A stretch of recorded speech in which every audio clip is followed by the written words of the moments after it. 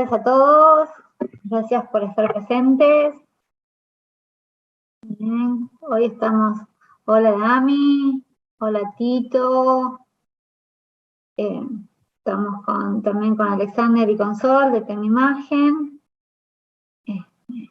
Una tarde más acá en el manejo de la vía aérea integral. Bueno, no sé si Dami querés comenzar. Bueno, la idea de hoy eran situaciones especiales, así que me parece finalizando el curso había que nombrar algunas situaciones que para nosotros son especiales y lo vamos a hacer a través de casos. En el caso de la presentación ahora es cuerpo extraño, y parece que la vía aérea dificultosa o todo lo que tiene que ver con la dificultad para intubar, por las lesiones, y estuvimos viendo mucho estenosis, parece que es lo único que existe de vía aérea, pero queríamos dejar en claro que no, que hay patología en la vía aérea que es el cuerpo extraño. En el caso de la vía aérea, para nosotros es muy interesante porque nosotros hacemos cuerpo extraño, no en la vía aérea, sino en ambos orificios que tiene lo que es la faringe, tanto la laringe como el esófago. Entonces lo que vamos a dejar en claro, que cuando hablamos de cuerpo extraño, el alto porcentaje del cuerpo extraño va al esófago. O sea, la primera intención que va a tener siempre la deglución es intentar que el cuerpo extraño vaya al esófago. Así que nuestra intervención en el Hospital Muniz es principalmente en el esófago, y nuestra formación es en esofagoscopía o peroral, como el doctor Duré siempre aclara, de la formación del broncoscopista.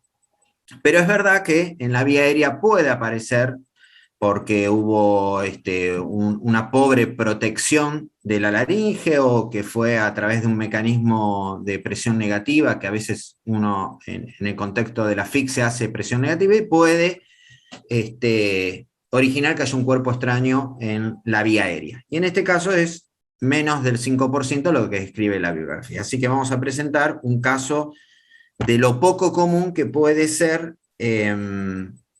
hacer un cuerpo extraño en la vía aérea.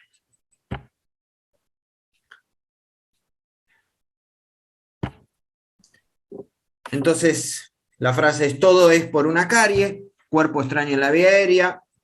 Un llamado común que se le hace al doctor Duré de tengo un problema, acá tenemos en la guardia un paciente que trajo un odontólogo que estaba haciendo un procedimiento común y que se aspiró uno de los elementos que utiliza el odontólogo. Así que lo primero que dice Tito es: mandalo, tenés una radiografía. Entonces mandan la radiografía donde uno puede ver un elemento radiolúcido en alguno de los dos bronquios.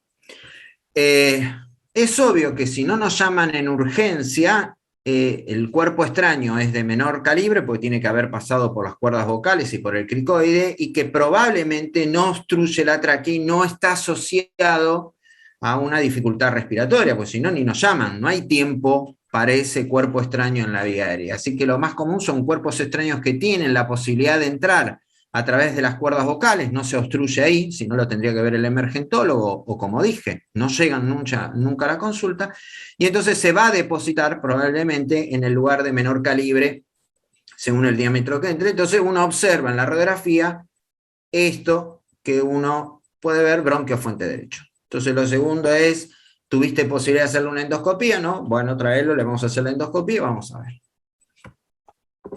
Este es el hallazgo de la endoscopía. Entonces, confirmado que eso que estaba en la bronquio fuente derecho está. No sabemos si está enclavado o no, porque el paciente puede venir tosiendo, puede venir con alguna molestia, puede ser que no tenga tos, o sea que esté enclavado o no esté enclavado, eso no lo sabemos. Así que esta es la endoscopia en la cual uno tiene que tomar una decisión. Obviamente un endoscopio flexible nos va a decir la localización y la posibilidad de qué estrategia vamos a tomar.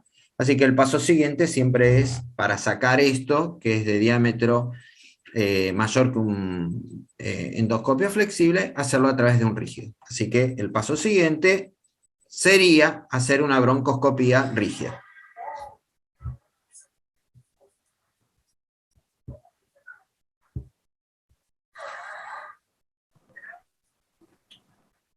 Bueno, esta endoscopía, o la óptica que usamos a través del rígido, da la posibilidad de utilizar, que puede ser una pinza que trate de, a través de sus dientes, tomar alguna porción, y otros casos como esto, que fue una lanza, lo que puede ser como una polea,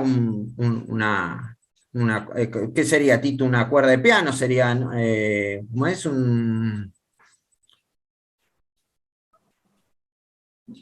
Tito, estás muteado, ¿eh?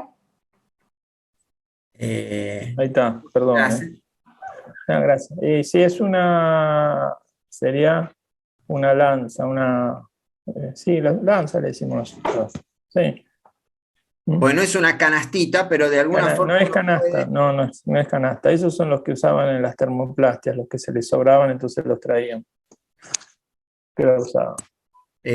Lo que quiero decir es, fíjense que en vez de usar una pinza, que podría ser lo que uno utilizaría, hay otras formas de poder utilizar elementos de lo cotidiano, que puede ser, como dice Tito, de termoplastia, que es como una lanceta, es algo que puede enrollar, ajustar y traerlo, lo mismo que una pinza. Obviamente tiene menos diámetro que una pinza esto y puede sacarlo, y obviamente después protegiendo con el rígido, uno lo va a sacar a través de las cuerdas vocales.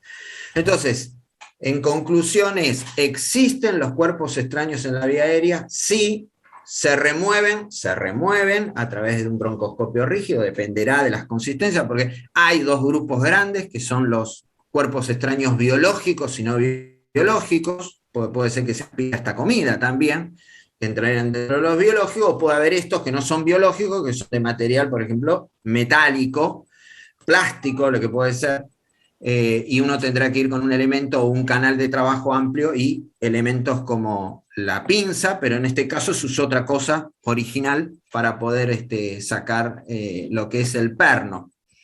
La conclusión que quiero dejar es, siempre después hay que preguntarse por qué entró el cuerpo extraño a la vía aérea.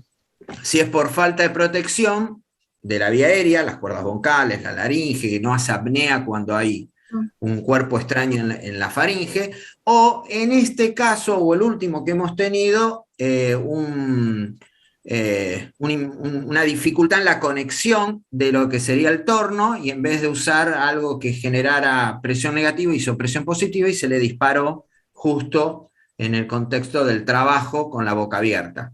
Lo otro es comúnmente tos, y entonces la tos necesita primero entrar aire. Esos son momentos críticos si se le cae algo al odontólogo para que entre en el cuerpo extraño, porque hemos tenido bastantes. Puedo poner otro ejemplo si quieren después más tarde, pero sobre cuerpo extraño ha sucedido esto, lo otro ha sucedido 2 o 3 veces que es muy gracioso porque lo han mandado del interior, lo llaman a Duré desde el interior para decir que tiene una persona que se tragó un clavo. Bueno. Y bueno, el clavo es una cosa pequeña, entonces el paciente tiene la posibilidad de llegar a tener tiempo de venir de un lugar 600 kilómetros o mayor, de venir con un clavo en la vía aérea, donde imagínense hasta qué división del árbol bronquial se puede estar, y también uno lo saca con todo el trabajo que significa. Si quieren después se puede mostrar uno, que está el video, pero bueno, me parece que como caso especial hablar de cuerpo extraño en la vía aérea, hemos generado ya el caso. Así que ahora doy paso a Duré, que tiene los otros casos. ¿Puedo hacerte una pregunta? Dale. Este cuerpo extraño tiene un peso importante, más de hacer metal. ¿Lesionó la mucosa? No. No. No, porque se hizo rápido.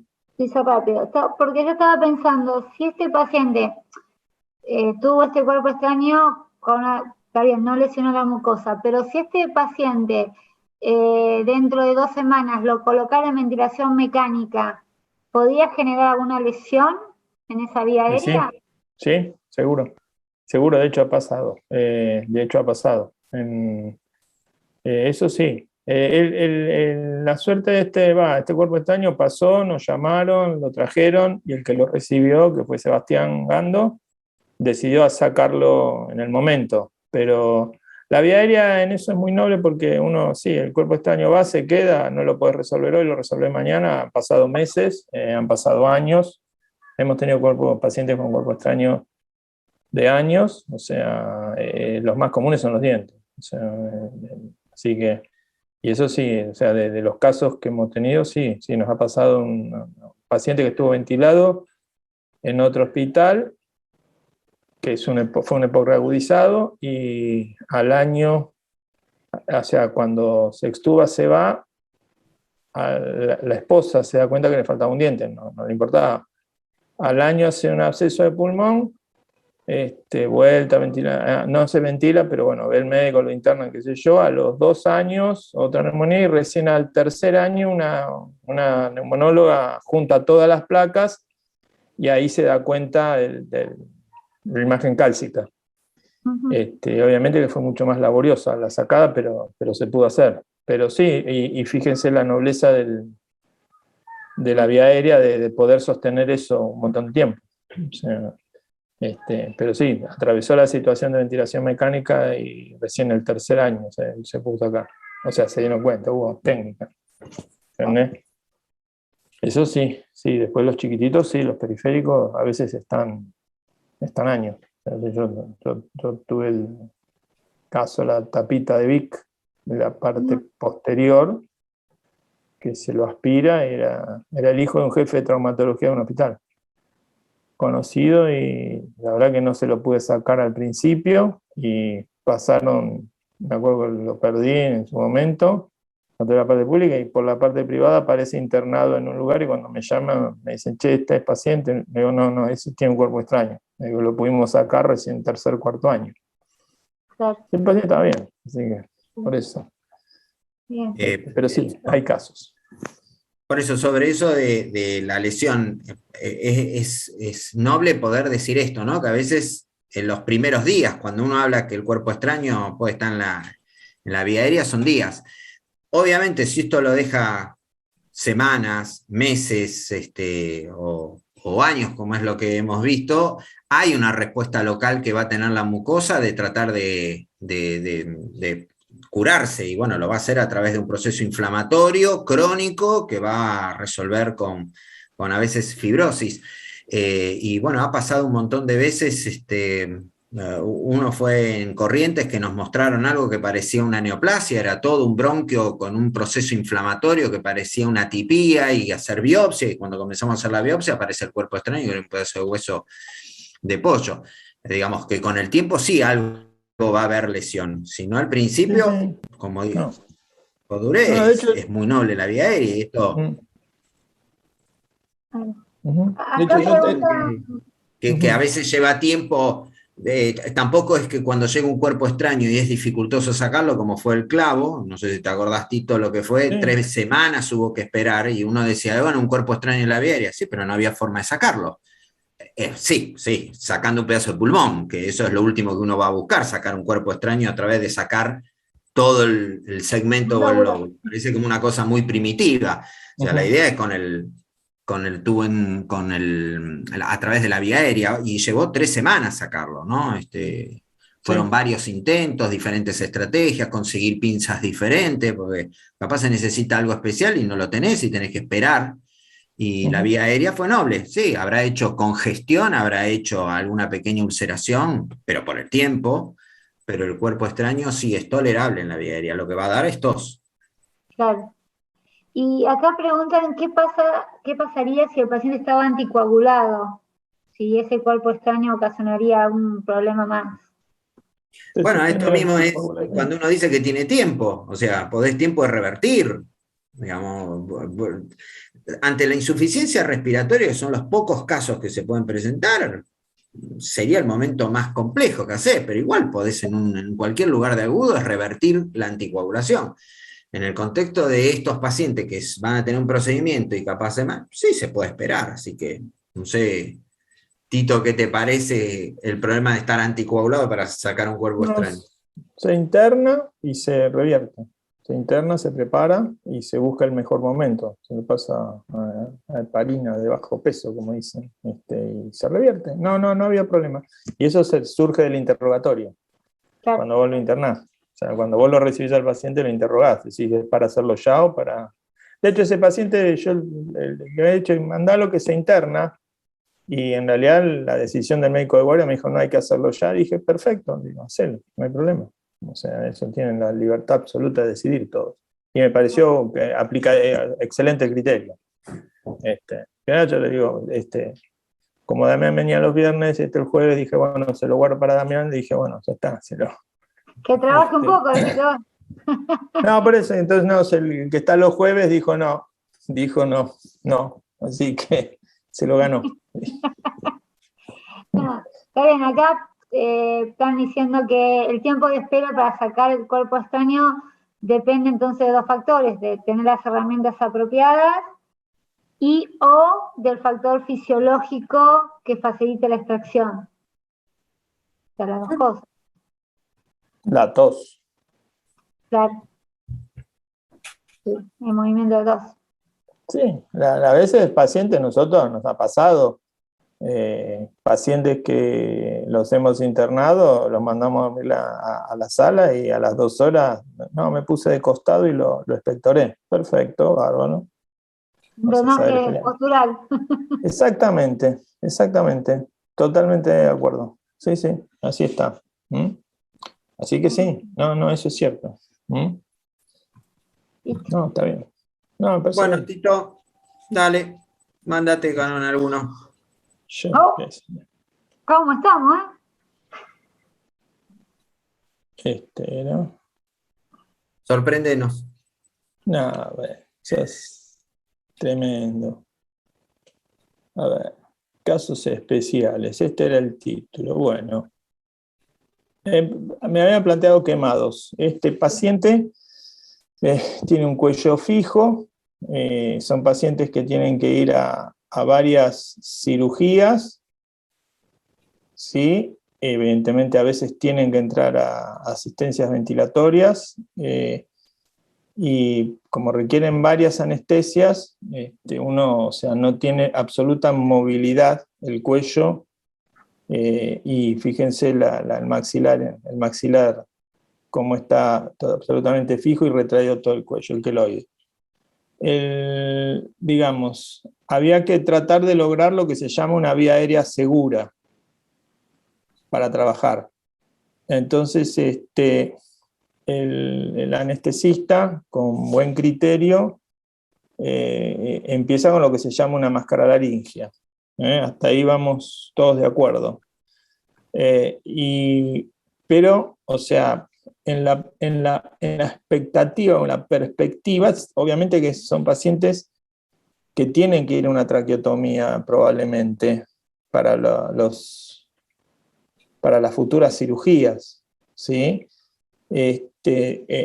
Uno ahí no consideraba segura la vía aérea, con lo cual se plantea decir, bueno, ¿qué otra? O sea, por lo menos tenemos un primer paso en esto. Entonces decimos, bueno, cuando lo plantearon, no es un caso que me prestaron, al poner la vía aérea, esto digamos un poco la aproximación endoscópica. Fíjense, o sea, prácticamente las cuerdas no se ven poco, pero bueno, la máscara, digamos, cumple una función. El anestesista estaba conforme, o sea, por lo menos esta estrategia inicial daba tiempo a pensar en decir en ese momento cómo garantizar la vía aérea para poder seguir, por lo menos lograr una vía aérea más segura y poder generar un mecanismo de trabajo. Entonces, al endoscopista se le ocurre esto: agarrar a través de la fibra óptica, utilizar la fibra óptica y a través de la misma máscara laringia atravesar la fibra óptica y atravesar un tubo orotraqueal, ¿sí? Entonces, toma bastante bien se ponen de acuerdo con el anestesista y pasa la vía aérea, ¿sí? Y ven las cuerdas, logra el pasaje, ¿sí? Con lo cual plantea, digamos, ya un poco, ahí sí, ya hay un control de la vía aérea, ¿sí? Entonces, a partir de esto después se pudo hacer la traqueotomía y poder seguir trabajando. La verdad que fue como idea, digamos, está bien, o sea, por lo menos esta ayudó en el proceso inicial. Después se logró la estabilidad a través ¿cómo es? De la traqueotomía. Y ya eso el paciente, ya en la terapia ya se puede trabajar, digamos, pueden hacer tranquilos, hay que ventilar y todo eso. O sea, son pacientes que requieren mucho trabajo de cirugía reparadora. Entonces, a nosotros fue uno de los casos que nos pareció, desde lo cotidiano, bastante resolutivo. Nosotros tenemos mucho contacto con el Instituto del Quemado, o sea, tanto en fase aguda de los pacientes como en fase crónica. De hecho, hoy dilatamos uno que nosotros lo habíamos visto hace 20 días al alta y habíamos visto como un anillito y hizo una estenosis. Así que, pero entonces esto ya es otra fase de salida. Quería por lo menos empezar con esto, a ver qué les pareció. En esto. ¿Sí? ¿Van bien? ¿Sigo? Sí, señor. ¿Sigo con otro? Dale con otro. Bueno, voy con otro. Una vía aérea obstruida, ¿sí? Es una paciente de 45 años con un estridor inspiratorio, docente, no tabaquista, nos la derivan para diagnóstico. ¿Sí? Entonces, a ver. Un poquito. Hacemos la primera aproximación, ¿sí? Voy a apurar el video como para que vean una vía aérea indemne, ¿sí? Y ahí, perdón, vuelvo para atrás un segundo, acercamos y fíjense, ahí detengo la carina, una carina absolutamente ensanchada, dos desfiladeros que eran los bronquios, era la razón del estridor. Una mujer de 40 años, tomográficamente era una masa que envolvía absolutamente los dos bronquios. ¿Sí? La verdad que esta paciente la tuvimos, antes de tomar decisiones, la tuvimos bastante tiempo internada, antes de tomar las decisiones de trabajo, porque un poco tampoco, o sea, sabíamos los riesgos que asumíamos. Si ustedes se fijan, son dos desfiladeros, dos bronquios, o sea, la paciente del estridor era por patología bronquial baja. Fíjense que ahí aparecen los bronquiofuentes, ahí aparece uno, ¿sí? Y vamos, ahí va apareciendo el otro. ¿Sí? Entonces, nos hacíamos las preguntas, o sea, estridor inspiratorio, reposo, ¿sí? Obstrucción de vía aérea baja. Para nosotros, digamos, desde el punto de vista de la vía aérea, un poco, creo que es de las ubicaciones, creo que es la peor para nosotros. A las 2 semanas, o a las 3 semanas, hacemos la endoscopia, la paciente empeora, y fíjense, digamos, o sea, se ve que el reposo hace que tenga dos hilos. Entonces, ahí vamos, ya entra en un cuadro más claro de insuficiencia ventilatoria. No tenemos diagnóstico. ¿Qué hacemos? Es una posible neoplasia, obviamente. ¿La paso a terapia? Sí, no. O sea, la intento, la dejo, sé que es una neoplasia. Esas fueron un poco las preguntas que nosotros nos hacemos con estos casos, ¿no? Pues son pacientes que antes prácticamente no pasaban de las habitaciones, y entonces, pero bueno, uno, digamos, desde el punto de vista neumonológico, cuando trabaja con cáncer de pulmón, trabaja con la consigna de ayudar a respirar, como nosotros decimos, o sea, ayudar a la neumología intervencionista en la neoplasia el objetivo es ayudar a respirar para lograr una mejor condición para un tratamiento posterior o en una neoplasia durante un tratamiento neoplásico para poder sostener la posibilidad, o sea, la ventilación y poder continuar con el tratamiento oncológico. Creo que eso hoy cambió mucho la visión de la oncología en esto. Y entonces genera estos dilemas, ¿sí? De hecho, ahora tenemos una paciente ventilada en el hospital por un tumor de vía aérea. Pero bueno, ¿esto qué hacemos? La pregunta es, entonces, la verdad que nosotros dijimos, bueno, intentemos algo. Y en realidad nosotros hacemos, desde el punto de vista técnico, ¿sí? Trabajamos, a veces tomamos estas decisiones de ventilar al paciente y trabajar con un tubo rígido de menor tamaño, ¿sí? Para no perder el control de la ventilación. Nosotros nos interesa, digamos, que el aire llegue y pueda salir. Dijimos, obviamente que esto, si no es con la ayuda de la terapia intensiva, para nosotros es imposible, es técnicamente imposible. Entonces dijimos, bueno, hagamos algo con los bronquios, ¿sí? Entonces empezamos a trabajar para tratar de abrir esos bronquios, ¿sí? Y lograr poner estas dos prótesis, fabricar una carina y poder mejorar la ventilación. Obviamente esto, digamos, obviamente que el costo para la paciente, digamos, desde el punto de vista del agudo, no fue gratuito porque tuvo que quedar ventilada. O sea, una paciente, o sea, que el costo que paga por el procedimiento es terminar en asistencia ventilatoria. Lo satisfactorio quizás es que después lo revierte, ¿no? Esto es un poco la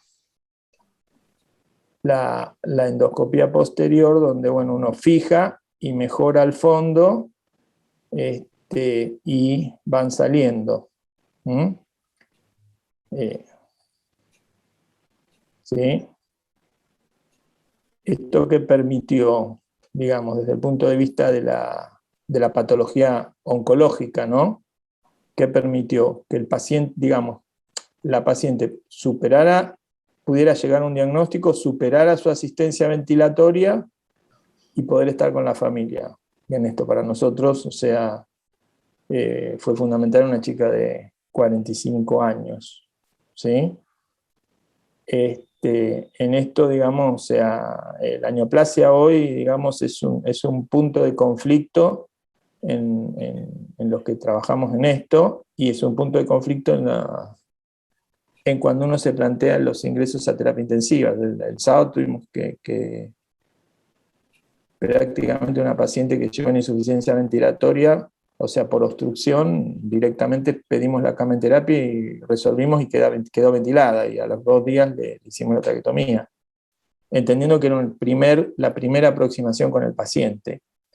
En esto, o sea, nosotros siempre tratamos de ver, o sea, así como hay pacientes que no o sea, por clínica, por situaciones sociales, o sea, siempre pensando, digamos, en la periferia del paciente, decidimos no, o sea, es acompañar.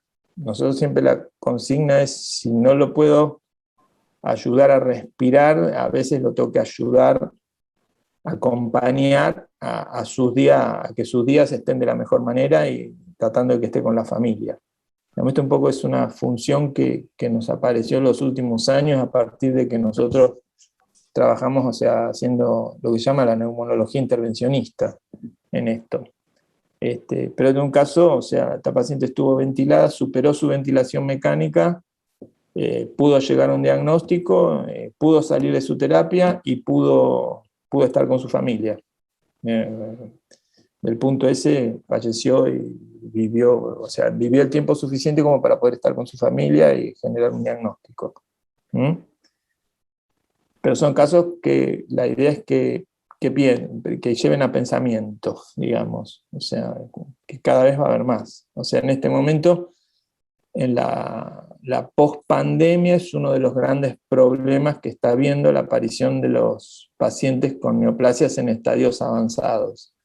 Nosotros el 70%, 60% de lo que internamos son obstrucciones de vía aérea y neoplasia se lleva el gran porcentaje y las estenosis, pero este es un punto que queremos enfatizar en esto. Fíjense después la tomografía que logramos, o sea, haber logrado la tomografía quiere decir que logramos sacarla de asistencia ventilatoria y poder trasladarla a un tomógrafo que está bastante lejos de la sala en eso. Esto que quería mostrar es la cánula de traqueotomía, las dos prótesis. En esto, ¿sí? Díganme ustedes si sigo, si avanzo. Tito, yo preguntaría, ¿eso fue un tumor primario o fue una metástasis? Por una mujer joven sin antecedentes, supuestamente. No, bueno, es una masa mediastinal, eso vos lo tenés que considerar, la invasión de mediastino, como una metástasis. O sea, la paciente esta fue un adenocarcinoma. Y la masa mediastinal compresiva ahí es el comportamiento de una metástasis. O sea, probablemente a veces estos pacientes tienen un primitivo muy chiquitito y se genera estos problemas. Esto lo ves mucho también en los cánceres a pequeñas células, que generan mucho problema central, ¿me entendés? Y poco parenquimatoso en esto. Pero sí, pero bueno, estas son situaciones que nosotros nos ha enfrentado y nos enfrenta cotidianamente. De hecho, bueno, ahora en el hospital tenemos esta que, digamos, lo endoscópico está absolutamente hecho y bueno, estamos dependiendo del trabajo de los terapistas y los kinesiólogos para que salga de asistencia ventilatoria, si puede, uno no pretende. Y ahora pensando, perdón, sí. No, que habían hecho ahí una pregunta que es difícil plantear esto en el trabajo cotidiano de la terapia intensiva, digamos, es un paradigma para la terapia intensiva. Tal es que por eso me parece que está muy bien que Duré diga, es un caso especial, porque probablemente se tendrá que preparar la terapia intensiva, como se preparó para el HIV, se va a tener que preparar para el oncológico. Y me parece que este sería un camino, ¿no? Se hablan de tantos tratamientos costosos y después se le niega una cama de terapia intensiva, y probablemente sea que todavía el terapista no puede comprender o no puede entender cuál es la función, y me parece que recién la resumió muy bien, es intentar que no le falte el aire, darle una oportunidad, que no le falte el aire y que capaz, teniendo una patología de mal pronóstico, humanamente le podamos ofrecer la posibilidad. Por eso dice, estamos esperando si sale este paciente, porque este paciente es en vivo ahora. Lo contó y puede contar el final, pero no siempre sale bien, pero uno lo hace con la esperanza, y terapia intensiva tiene que apoyar y acompañar. Te puede acompañar y no apoyar, y entonces no nos sirve mandar a terapia intensiva, así que tiene que tener las dos cosas. Así que tratando de contestar las preguntas, puede haber gente que cuestiona por qué estamos tocando este tema y por qué terapia intensiva tendría que dar apoyo a este tipo de patología que no tiene rédito. Por eso lo pusimos como caso especial, una situación especial, y que hay un grupo de médicos que está ofreciendo esto y que puede ser una punta de flecha. Lo fue el HIV, también lo puede ser, me parece, esto en lo oncológico, porque como quedó demostrado hay posibilidades técnicas de hacerlo. No es algo muy complejo, es un rígido y gente que quiera trabajar, y una prótesis, ¿no? Por supuesto.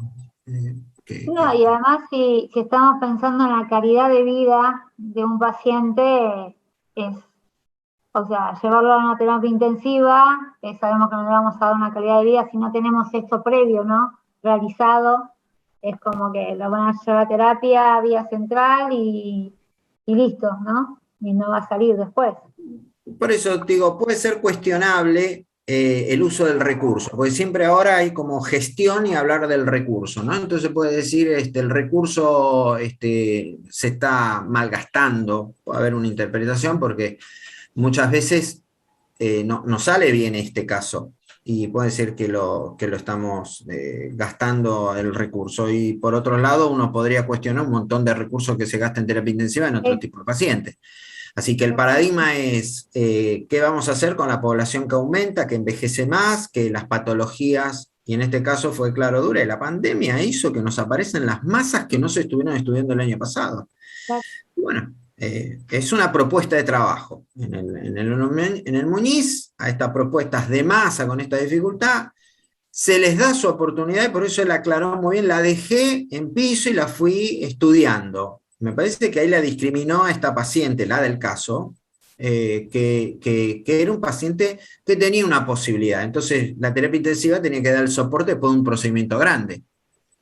La que está haciendo ahora entró en fallo respiratorio, pero igual se le está dando la posibilidad. Esto es concreto. Entonces, ahí medir los recursos me parece que es medio injusto en este caso singular, porque llega en el fallo respiratorio y nadie puede tomar una decisión tan rápido. Sí, se puede tomar, pero éticamente me parece que uno tiene que desmembrar qué tipo de paciente es y qué oportunidad le puede dar. Me parece que uno diga en terapia intensiva, unas intervenciones, no es un gran gasto de recursos. Alguien lo puede cuestionar, pero me parece que no es un gran recurso. En el recurso sanitario que se utiliza día a día en la terapia intensiva, no es un porcentaje esto de malgastado. Y ustedes colocaron una prótesis en I por la carina que tenía. No, fueron 2 bronquiales. Perdón, 2 bronquiales. Porque para ponerla ahí, vos necesitas una carina complaciente. Entonces, y técnicamente, o sea, no se terminan de abrir nunca. Entonces, es menos riesgoso, uno dice desde el punto de vista técnico, salvo primero un bronquio y después me dedico al otro. De hecho, yo he tenido procedimientos que no es que a veces las puse a las 2 de entrada, sino que dije, bueno, pongo una, mejoró, hago un segundo tiempo. ¿Entendés? El respecto al otro que decía Damián, que es cierto,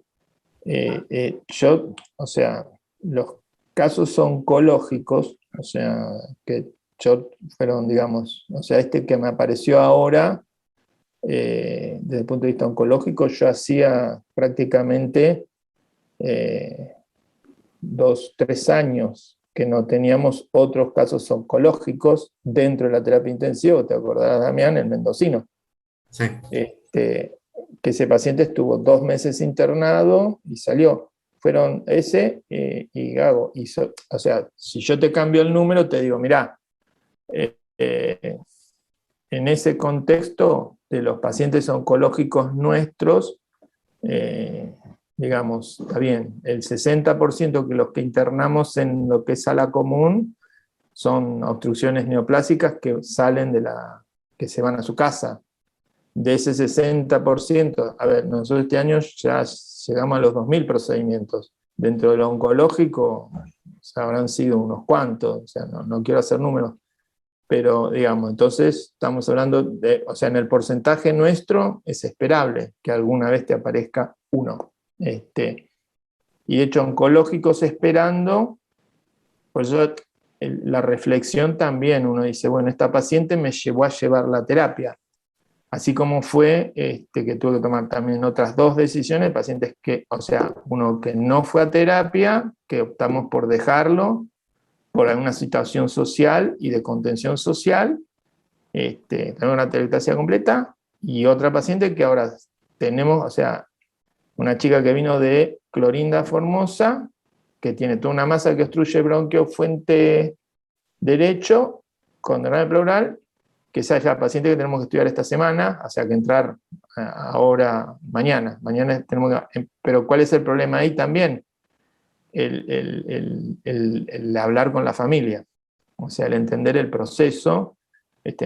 No creo que sean pacientes que terminen en terapia intensiva, porque los vamos a caminar. Pero bueno, esto, o sea, por eso te digo, desde el número nuestro no son muchos. Desde la interacción, bien, desde la lógica de la terapia intensiva, al ser poco y nada, también les plantea diferentes, o sea, cuestiones a ellos, también desde la lógica del trabajo de ellos, que está bien, yo creo que está bien, es interactuar. De hecho, yo quisiera hacer un aporte más porque capaz, no, vuelvo a decir, no, capaz no se dan cuenta porque es muy bueno este caso para decir acá está contando Doré que él manejó todo el paciente, él hace el procedimiento en terapia intensiva. Pongamos otra situación para entender que encontramos que el paciente tiene una patología de la vía aérea de estirpe oncológica y lo tenés ventilado. Y que uno plantee que la posibilidad de sacarlo de la ventilación mecánica es a través de una intervención de neumonología intervencionista, o sea, una intervención a través de la vía aérea. Bueno, me parece que este es el mensaje que deja Duré, porque me parece que es oncológico, y si yo le pongo una prótesis o reseco el tumor, lo puedo hacer que salga la ventilación mecánica, porque recobra ventilación de un lóbulo obstruido, porque dejo permeable y le evito el colapso dinámico. Probablemente habría que pensarlo, de que se puede dar una posibilidad, por más que el paciente esté en terapia intensiva. Entonces, mostramos que un paciente ambulatorio, crítico, en insuficiencia ventilatoria, puede, desde de la mano del neumonólogo intervencionista, hacer todo el procedimiento, o al revés, se le puede pedir al neumonólogo que le dé una mano porque uno encuentra al paciente ventilado. Este es el mensaje, me parece más importante. Ventilación mecánica, patología en la vía aérea, y esta no es benigna, es maligna, central, dijo tráquea o bronquiofuente, esto era estridor, es maligna, central. Me parece que hay que replantear lo paliativo, y que a veces lo paliativo no es solo dormirlo. No digo que a todos habrá que hacerlo, sino lo que decimos es, miren que hay posibilidad, habría que ver si no es un candidato. Y nuevamente Tito aclara, mirá, en el contexto de todos los pacientes que nosotros tenemos, nos caen algunos. O sea, algo te tiene que tocar alguna vez en la vida. Si haces 30 años de terapia intensiva y está cambiando, alguno te puede caer con esta circunstancia, y probablemente puedas tener una mente abierta y decir, bueno, no, yo en el curso dijeron que capaz había posibilidad de hacerle una broncoscopía y ponerle una prótesis, que después el experto te diga, no es un candidato. Claro. Ahí me acuerdo, claro, en el último congreso presencial en Rosario, estábamos en Rosario y me encuentro con la monóloga de uno de los hospitales públicos, que me cuenta que tenían ventilado a una paciente con, o sea, una lesión central, que la habían ventilado. O sea, entonces, me acuerdo que me fui, cuando volví, o sea, me fui a verla, y bueno, la resecamos toda, pudo salir de asistencia ventilatoria, se le pudo colocar las prótesis, y fueron, voy a ser honesto, 2 años más de sobrevida con su pareja, y bien, digamos, con calidad de vida. Por eso me están volviendo a la mente estos problemas. Pero bueno, uno también, desde el punto de vista de este lado, también se le plantea el desafío, ¿no? O sea, de trabajar el ventilado. O sea, para mí trabajar el ventilado es todo un desafío, o sea, desde lo personal. O sea, encuentro un desafío interesante, incluso en el sostener que el paciente no entre en fallo ventilatorio por las maniobras nuestras. O sea, el hecho de decir, bueno, la técnica del conservador, nosotros lo vemos como una experiencia muy buena, la verdad que. Pero sí, me pasó con esa y tuve otros más, pero bueno. Pero sí, o sea, se dan posibilidades. Acá Tito, una pregunta que hicieron, que te gusta a vos.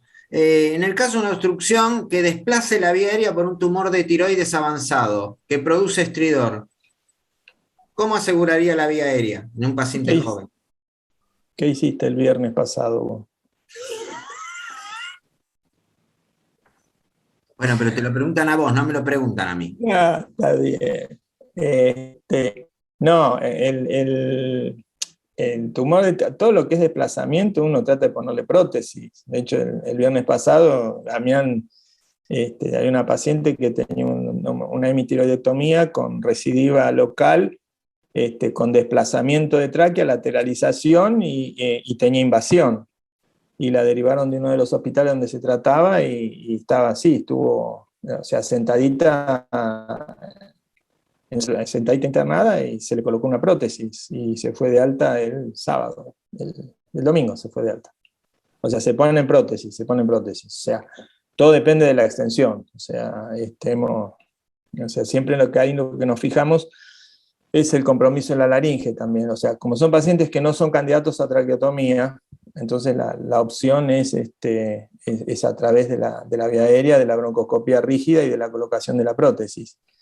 El tema siempre es, uno tiene que ver la laringe, a ver si el compromiso laringio para ver si es una prótesis que tiene que quedar sobre cuerdas. O sea, por suerte la del sábado no quedó sobre cuerdas. O sea, entraba, si bien era una paciente sifótica, que ese es el otro gran problema que tienen, el sifótico, más allá de desplazar, también te lateraliza absolutamente la vía aérea.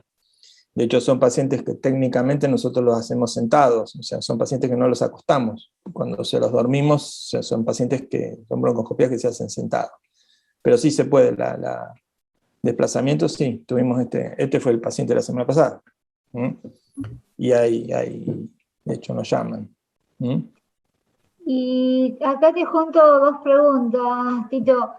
Si en esta paciente en la cual tenía este tumor en la carina y ponerle que no le podían colocar estas dos prótesis bronquiales, ¿cómo tutorizás o cómo haces para que ventile con ventilación mecánica y no invasiva para que vaya a la casa y pueda tener una calidad de vida? Es difícil, o sea, porque si vos le aplicás presión, empeora. O sea, pues son desfiladeros, ese es el punto. En general uno tiene que tratar, nosotros, bueno, cauterizás, pones, o sea, tratás de generar trayecto. O sea, si no puedo poner la prótesis, por lo menos intento cauterizar y aumentar el diámetro de ese bronquio. ¿Entendés? O sea, en general, yo supongo que al desfiladero, si le aplicás presión, lo que tiene el paciente supongo que es disconfort. O sea, no es tolerable, me da esa impresión. Entonces son pacientes que quedan dependientes de su oxígeno como para estar tranquilos en su casa. Pero sí, ha pasado, nos ha pasado que no se han podido, pero bueno. O sea, eso fue parte de nuestro ensayo-error, o sea, de nuestro aprendizaje, nuestra curva.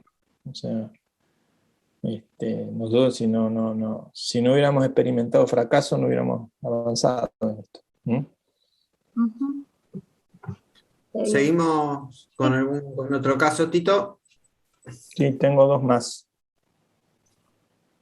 Sigo. Esta es una paciente femenina en una sala de guardia en un hospital general de agudos. En insuficiencia ventilatoria grave aparece un problema, o sea, la tienen que intubar. Aparece un problema no deseado, ¿sí? El problema es que esto era un sábado a la noche, ¿sí? El sábado a la noche ventilando. Entonces, lo que ven, sí. Si ustedes saben observar, o sea, más allá del enfisema subcutáneo, fíjense el tema de la vía aérea, los tres, dentro de lo que es la tráquea, ese semicírculo que intenta salir por fuera de la tráquea. ¿Sí? Eso es el tubo, parte del tubo que ahora se los muestro. en video, para que se den cuenta el tubo cómo entra, dónde va. Fíjense cómo sigue, cómo sigue, cómo sigue el tubo. Miren el tubo, dónde va. El tubo sigue, sigue, sigue, sigue, sigue, sigue. Pasó.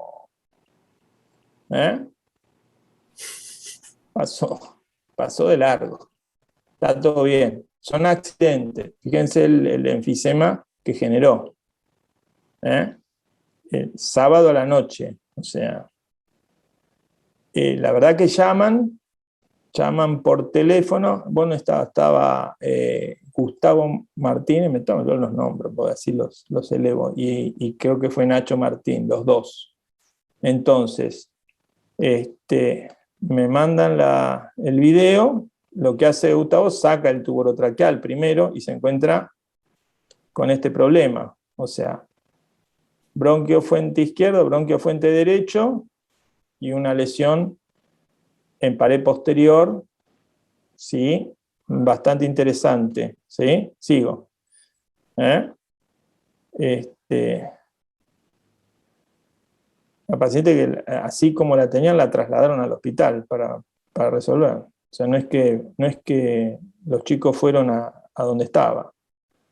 La pregunta es, ¿cuál fue el arte? Digamos, uno dice, bueno, es un contexto de urgencia en una paciente que, o sea, más allá de la causa de la intubación, uno intenta, o sea, ¿qué se le podía ofrecer? Porque uno dice, intubo selectivamente, no intubo selectivamente, y entonces la verdad que ahí yo siempre les dejo de regalo prótesis para que tengan. Entonces, inteligentemente agarran y ponen 2 prótesis tipo puentes, o sea, una en tráquea, una en tráquea. Fíjense cómo cubre la lesión. No es que salvaron la vida, sino que intentaron crear una forma ventilable. No tenían neumotórax, obviamente el enfisema la causa era esta. Entonces me parecía como situación de control, de crear en el contexto de una emergencia, de una urgencia que se transforma en emergencia, el contexto de crear una situación controlable, digamos. O sea, la paciente pudo volver a su lugar de origen, pudo entrar en su situación de cuidado intensivo, de asistencia ventilatoria, pudo entrar en todas las cuestiones de poder ventilarse según los especialistas. Digamos, eso es una lesión traumática de tráquea. ¿Sí? El punto es, bueno, ¿sí? Tampoco es una cosa que uno dice, bueno, no. Tuvo, digamos, la suerte de los recursos, ¿no? O sea, más que el recurso de la gente entrenada como para ayudar en la resolución. O sea, pues esto entró a través de red, no es que entró, o sea, llamaron vía red y la paciente se le intentó buscar la solución. Así que me parecía interesante la situación de algo que era inventilable, transformarlo en algo manejable. Más allá del resultado final y todo eso, de hecho la paciente estuvo como 15 días más en la terapia intensiva donde estaba, de lo cual me llamaban, yo estaba en comunicación con ellos. Generó un control de la situación y, digamos, todas las dudas absolutas que tuvieron los terapistas respecto a los 15 días que siguieron después. En eso. Una vía aérea rota es complejo, o sea, resolverlo. Sí, la pregunta que uno haría es si no hay disponibilidad de esta acción que que vos decís, Tito, si la intubación selectiva o con un tubo de Carlens podrías haber superado esto momentáneamente, como vos decís, salir de neumomediastino. Sí, a ver, el tubo doble lumen, vos lo que vos tenés que tener claro es que como mucho, a las 48 horas tenés que cambiarlo. O sea, el tubo doble lumen lo único que hace es, o sea, vos pensás que el paciente, o sea, el tubo doble lumen se usa para cirugía torácica. O sea, punto. O sea, yo, la verdad que los que han dicho, no, nosotros ventilamos un tubo doble lumen, la verdad que es por unos diámetros, o sea, el diámetro del bronquio, vos le pones un doble lumen, le estás generando un diámetro de bronquio, no sé si 3, 4 milímetros, o sea, al bronquio son 3 milímetros, usamos broncoscopio de 3 milímetros cuando investigamos cuando vemos los tubos doble lumen si quedan bien colocados. Entonces, y el tubo doble lumen, digamos, vos pensás que son 3 milímetros de diámetro ese bronquio, vos ventilás contra 3 milímetros, o sea, entonces a las 48 horas, o a menos que pongas a un kinesiólogo 24 horas al día, los 365 días del año a aspirarlo, pero a las 48 horas lo tenés que sacar, cambiar y ya tener la otra estrategia pensada. Muy bueno. O sea, en eso. perfecto. O sea, hay que desmitificar el tubo doble lumen, digamos. Pero es que en terapia intensiva existe esa respuesta, Tito, ¿eh? La respuesta que hay es, bueno, ante una lesión así, que bueno, necesitas un endoscopio que te diga que tenés esa lesión, la respuesta más rápida sería capaz el tubo o el tubo de ventilación selectiva, porque bueno, conseguir que se haga una broncoscopía o en este caso intervención aparte, es difícil, pero está muy buena me parece el comentario. Y la segunda es, una I hubiera sido otra respuesta. No sé si tanto, no sé, podría ser, pero... No sería fácil ponerla, ¿no? Pero digamos... Primero, sí, no sería fácil ponerla y al diámetro que le generaba esa vía aérea hubiera como, digamos, quedado muy suelta en la tráquea. Y la hubiera fugado en presión positiva. Y hubiera tenido mucha fuga. Lo que uno aprendió, digamos, gracias a los comentarios que escucha todos los días, es decir cómo lo ventilan. O sea, crearle una situación de que el que tenga que seguir trabajando pueda seguir trabajando. ¿Entendés? O sea, y ahí está el arte, digamos, del que le toca ventilar. Pues yo le pongo eso y digo, mira, esto es como te puedo ayudar. ¿Entendés? O sea, se equipara a la fístula traqueoesofágica cuando la diagnosticas en un ventilado. El arte de ventilar un paciente con fístula traqueoesofágica es de las cosas que yo he visto, de las más difíciles, que son pacientes que no andan bien. Acá es lo mismo, entonces uno dice, bueno, la meta corta es decir, bueno, tengo que crear algo que la gente pueda seguir trabajando, no yo haciendo el teleteatro de ponerla ahí, en esto, que tampoco sé si lo estoy ayudando en eso. Está bueno el comentario. Maggie, ¿algo? Seguimos. No, sigan. Tuve yo problemas de internet, así que no pude ver el caso de Tito. Otro caso, Tito. Otro. Bueno, y este sería el último caso. Es un chico de 20 años, ¿sí? Que circulaba en moto y tiene lo que se llama un trauma de alto impacto. Ustedes que hacen trauma, usted que hace trauma después explica. Choca contra un camión, se lo lleva puesto un camión. El chico hace motoras, hace enfisema subcutáneo, lo llevan al shock room, lo meten en quirófano. El cirujano de guardia encuentra que el bronquio derecho estaba absolutamente seccionado. Ante la duda del médico, de los médicos de urgencia, en un chico de 20 años decir, bueno,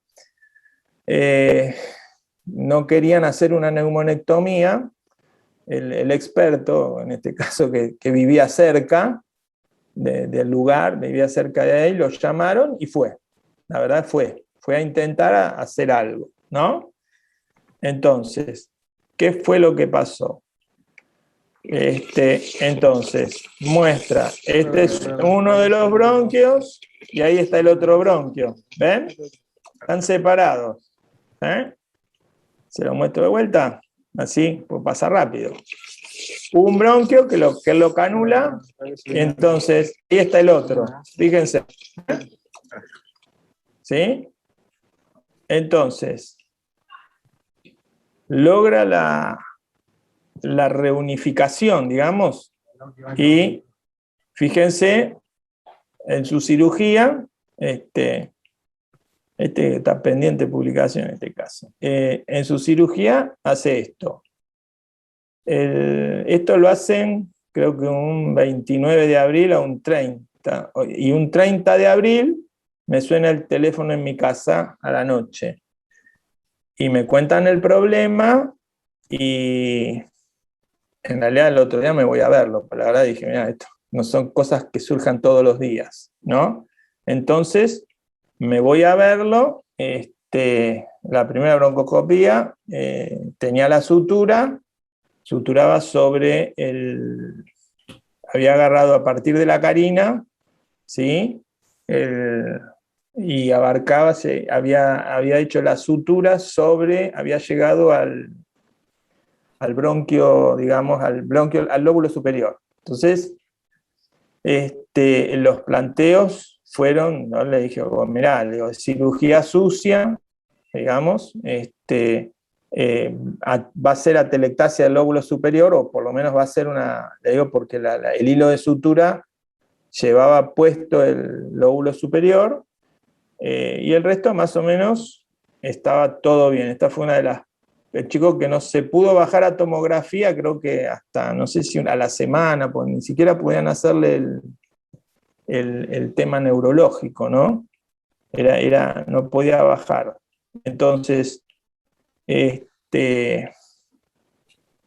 yo veo eso, bueno, en un punto, el paciente, digamos, ventilado, absolutamente ventilado, siempre, creo que era la semana, le hacen un cambio de los tubos de drenaje por no sé qué tubos de drenaje de alta presión o de alta fuga o no sé qué, y se crea un neumotórax hipertensivo con una fístula de alto débito. Esto fue un viernes, vos te acordarás. ¿Sí? Y entonces nos llaman y bueno, dijimos vamos. Entonces, o sea, al ver la tomografía, o sea, nos encontramos también con un bronquio, o sea, una imagen aérea en el lóbulo superior, o sea, prácticamente colapsado todo el medio, ¿sí? Y apenitas infiltrado el inferior, ¿no? Expandido. Entonces dijimos, bueno, hagamos la primera endoscopía, a ver qué pasa. Entonces, entramos, ¿sí? El chico fue traqueostomizado precozmente, o sea, fue una decisión de ellos de la terapia intensiva, ¿está bien? O sea, se traqueostomiza precozmente. La decisión fue entrar por vía aérea, por arriba, para ver también el estado de la laringe, o sea, que tampoco había sido evaluado en su momento, o sea, si había lesiones arriba. Fíjense que avanzamos, y ahí vemos, es un ataque de un chico de 20 años, tráquea sana, ¿sí? Y fíjense que, para el video, esto es la carina, esto es el bronquio izquierdo y esto es el bronquio derecho. Totalmente ocluido, hilos, ¿sí? El aire iba por donde podía, ¿Mm? Entonces, fue un problema que llevó 6 meses la resolución de este chico. Fíjense ahí. No, perdón, anterior. Espere. Perdón, ahí. Entonces, permiso, ahí quería mostrarle, perdón, ahí. Fíjense, ahí el bronquio derecho, vuelvo a repetirlo, les vuelvo a pasar el izquierdo, el derecho, fíjense, el hilo de sutura que salía de la carina ya abarcaba todo, lo ocluía y no lo dejaba pasar. O sea, no dejaba, o sea, había colapsado el bronquio, ¿sí? Entonces, tenía un neumotórax hipertensivo, ¿sí? Y hacía una fístula de alto débito en eso. Fíjense ahí, miren, el aire podía entrar por ahí, pero vos, o sea, distal, sabías que podías pasar porque la tomografía te estaba diciendo que abajo había algo expandido, ¿no? Entonces, dijimos, bueno, veamos lo pude convertir al video, era el video que no había podido convertir. Veamos esto, ¿qué hacemos? Dijimos, bueno, pongamos una prótesis. Fíjense que ahí les muestro. Al principio, cuando entramos con el rígido, el paciente desaturó mucho, ¿sí? Entonces, tomaron la decisión de intubar el lado izquierdo y nosotros trabajar con técnica. Fíjense que ahí va el tubo orotraqueal al izquierdo, lo cual, desde el punto de vista de nuestro trabajo, o sea, genera mucha tranquilidad, porque vos, o sea, los que te acompañaban con el cuidado del paciente, esto fue hecho bedside en terapia intensiva, no es que fue en un quirófano. Entonces, o sea, ibas viendo, o sea, ellos te iban dejando tranquilo, digamos, vos ya estabas tranquilo trabajando. Entonces logramos decir, bueno, generar una apertura, ven los hilos y llegamos al fondo, digamos, a lo que sería abrir el bronquio, que está absolutamente lo que se veía en la tomografía, digamos, lo que se veía en la tomografía era compatible con este hallazgo endoscópico. Nosotros la tomografía en general nos predice cómo va a ser nuestra endoscopía. O sea, nosotros ya viendo la tomografía sabíamos el tipo de endoscopía que nos íbamos a encontrar. Entonces, de esta forma, digamos, la fístula de alto débito se transformó en una fístula de bajo débito, digamos, en una situación mucho más manejable, tanto para lo que era el médico de terapia intensiva y el cirujano torácico. Entonces, acá ven fíjense, la placa, donde ven la doble línea, o sea, el neumotórax, ¿sí? Y donde ven ahí la prótesis que está empezando a hacer su trabajo y recuperándose. En esto. Digamos, esto fue hecho todo en fases agudas. Fíjense la clavícula, o sea, quedó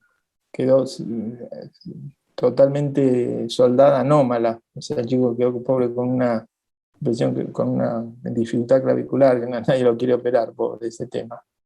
Y hoy por hoy, digamos, esto fue un trabajo que nos llevó prácticamente 6 meses, fueron 6 meses de internación este chico. Todavía está con su prótesis, o sea, que llevan más de 2 años. Tenemos que sacarla, seguro, pero bueno, eso tengo que consensuar con el cirujano torácico para sacarla y ver qué queda ahí, porque digamos, chico que tiene 20 años, tampoco es para dejarle una prótesis el resto de su vida. O si tiene que quedar, hacer algún tipo de broncoplastia o algo, que ya es otro tipo de cirugía. Pero bueno, esto sirvió, digamos, para resolver lo que es la fase aguda de todos estos problemas. Qué sé yo, ahí. ¿Sí? De por sí, vale aclarar, Tito, que te acordás que, bueno, fuera de lo que es un trauma que tiene infecciones y que cada vez que uno iba, sacaba secreciones, que la colocación de esa prótesis y lo que vos dijiste, la transformación de fístula de alto débito, bajo débito, y la permeabilización del basal es lo que hizo que saliera del respirador rápidamente. Pensando la situación previa de la prótesis, que era un paciente con fístula de alto débito, dormido de lo que se sabe, ¿no? El tipo planchado en la cama, y después de ponerle la prótesis, le dijimos despiértenlo, porque lo que queremos es bajar presión en la vía aérea, y se encontró con una persona que podía estar con, sí, un intercambio gaseoso que era 200 de PAFI, pero era un chico y lo probaron y pudo estar en presión de soporte y que pensaran en destete, cuando 2 días antes era un paciente casi complejo porque tenía una lesión muy grave de la vía aérea y con la prótesis se logró estabilizar, y esto se hizo en terapia intensiva ventilado con PAFI menor a 200, y que bueno, puede ser hasta difícil encontrar quien quiera hacerlo y difícil pensar que puede existir, que se pueda dar una solución. Entonces también como caso especial me pareció muy buena tu opción, porque yo me acuerdo cómo cambió cuando se le puso la prótesis y se abrió, ¿no? De un paciente complejo pasó a ser un paciente estable, y me parece que predecible, y fue lo que pasó, que después salió del respirador con su fístula de bajo débito, ¿no? Eso hay que aclararlo, llevó más tiempo.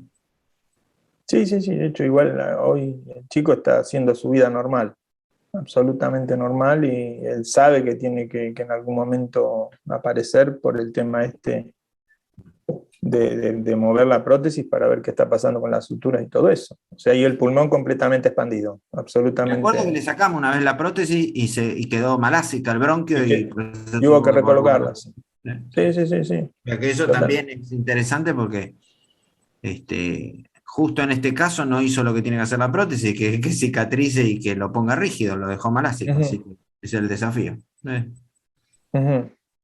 Maggie, ¿hay alguna pregunta?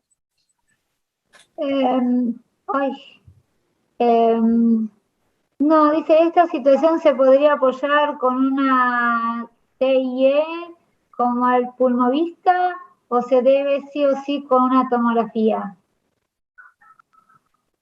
No sé la sigla TIE. No sé, yo tampoco. La verdad que nosotros, o sea, el recurso de la tomografía nos da mucha información. Por eso uno, bueno, trata de que si el paciente puede acceder a una tomografía, mejor. Si uno dice, bueno, si se tiene que cargar con una placa de tórax combinando con la endoscopía, bueno, uno lo hace. De hecho yo, pero creo que el recurso, para mí el recurso de la tomografía en estos casos ofrece mucha información. O sea, entonces te ayuda a tomar decisiones. De hecho, teniendo la tomografía fue que nos dimos cuenta que había pulmón abajo como para recuperar. O sea, pulmón ventilable, como decimos, pulmón recuperable. Entonces era fabricar el bronquio. O sea, la placa, uno está bien, se sienta, la analiza mejor. Sí, yo vengo de la generación de la radiología. O sea, a mí me incorpora la tomografía después. Y bueno, hoy, o sea, el elemento que te aporta para estos análisis, o sea, incluso en endoscopía, nosotros, para la tomografía es fantástico.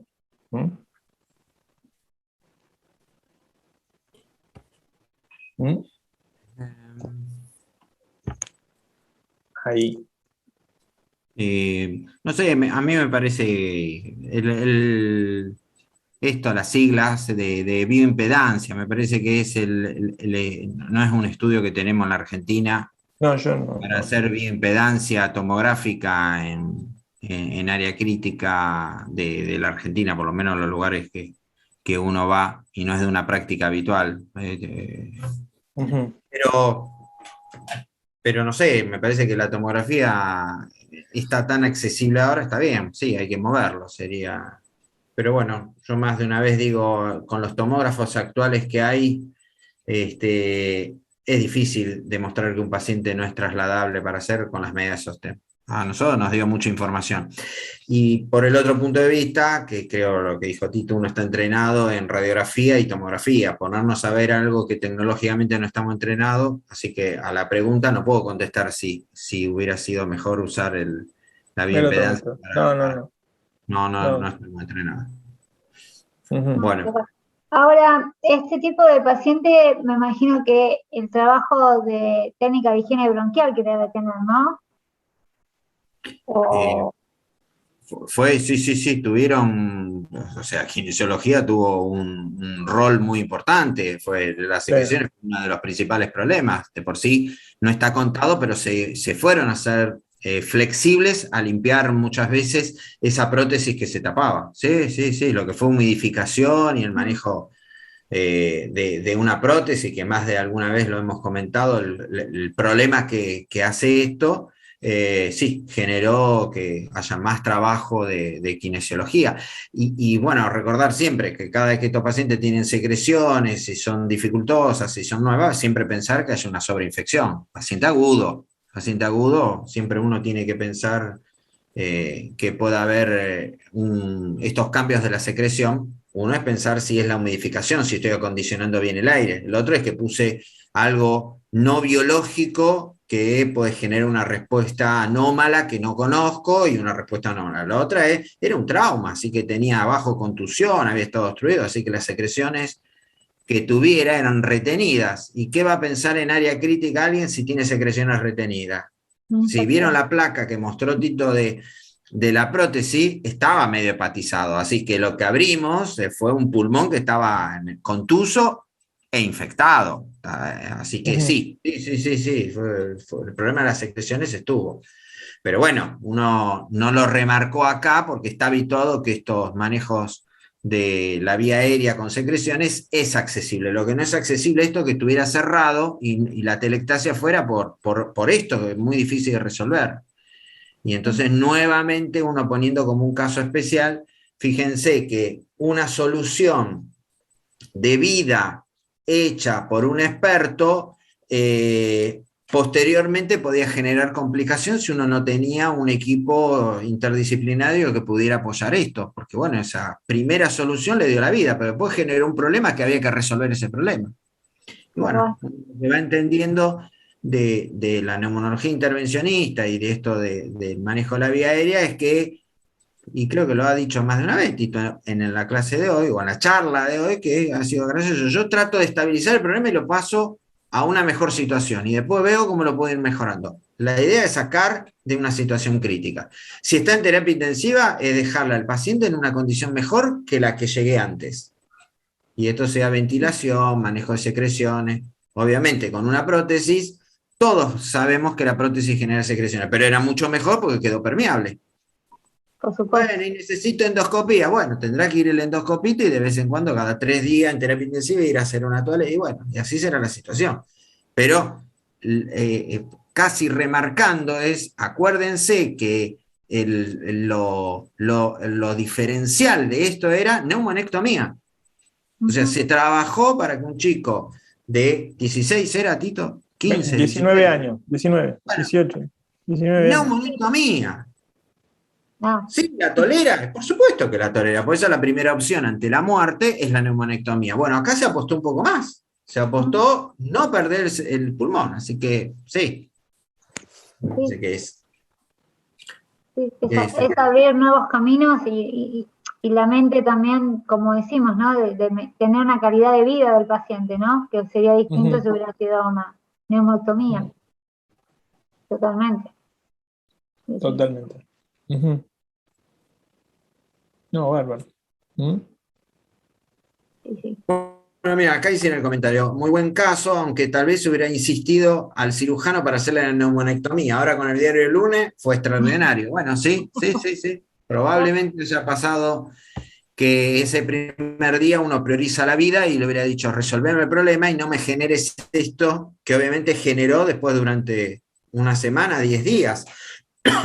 Pero bueno, si uno pudiera dejar este mensaje que se puede probar, pero bueno, tiene que haber un cirujano experto que estuvo disponible, no solo ese día, sino después que hizo el seguimiento del caso, que esto también es importante. Y el hecho de poder tener un equipo que pueda también hacer el seguimiento. No lo traían al Muniz, ¿eh? Gente del Muniz tenía que ir ahí. O sea, Tito iba al Argerich constantemente. Eso es muy, muy bueno. No, por eso. Qué sé yo, en general una neumonectomía a los 20 años es crear un inválido respiratorio en los siguientes 20 años. O sea, y lo digo con todo respeto, no es que...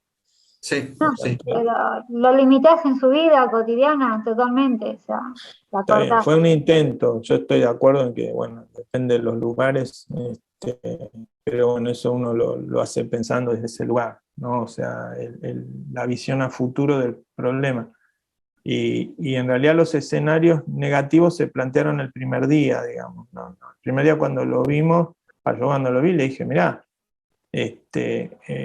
siendo una cirugía de rescate, una cirugía de esta forma, preparar al paciente para que tolere todas las infecciones posibles, y el chico, el catabolismo que tuvo, o sea, fue impresionante. O sea, de hecho la rehabilitación posterior, o sea, cuando sale de la terapia, que va a la otra terapia, y la rehabilitación fue, sí, volver a caminar, volver a toda una serie de cosas. O sea, y la verdad que o sea, el grupo que lo trabajó, o sea, yo la verdad y me saqué el sombrero. O sea, o sea, los kinesiólogos, los terapistas, todo. O sea, una familia muy continente. Te cambia la vara. Te cambia la vara, porque de verdad te hace replantear el próximo caso que haces. Si volvés a pasar todo esto, o vas a neumonectomía. Vos ahora sabés que hay una segunda opción, trabajosa, pero que hay una segunda, te cambia la vara.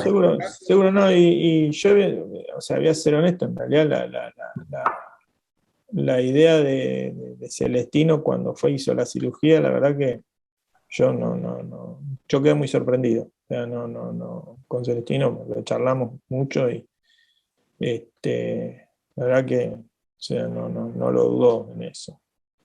Y es así los centros de trauma, Tito. Los centros de trauma se preparan para esto, tenés los expertos. Me decías, uno que sabe trauma de alto impacto, un centro tiene que estar preparado para innovar y para hacer estas cosas. No, está bien. No, por eso. Para nosotros, fue un gran aprendizaje este caso para nosotros. Bueno, Maggie, vamos dando un cierre ya. Sí, primero es agradecerles a ustedes, excelente realmente los casos y como siempre es abrir un poco más el pensamiento y la imaginación y nunca tener un ¿no? Es ver qué opciones hay y luego que la clase que viene es la última, va a haber una mesa redonda como siempre y al final se va a tomar un examen final múltiple choice, ¿sí? Que va a ser enviado por Google Form, nosotros le vamos a mandar el link, pero eso va a ser después de la clase nuestra. ¿Sí? Así que les agradezco enormemente y dejo que se despidan ustedes de la charla. Bueno, nos veremos entonces en la última presentación y bueno, nada, saludos a todos y gracias Tito por compartir. Gracias a ustedes. Gracias a ustedes.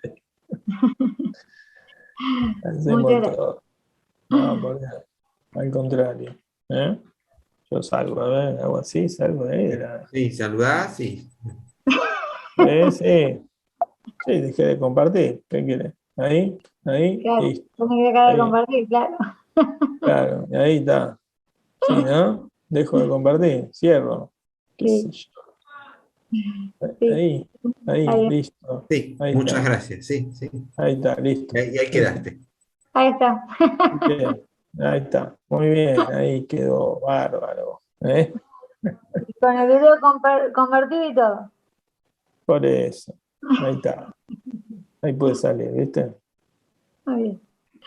Bueno, muchas gracias y bueno, nos vemos. Nos vemos. Nos vemos. Dale.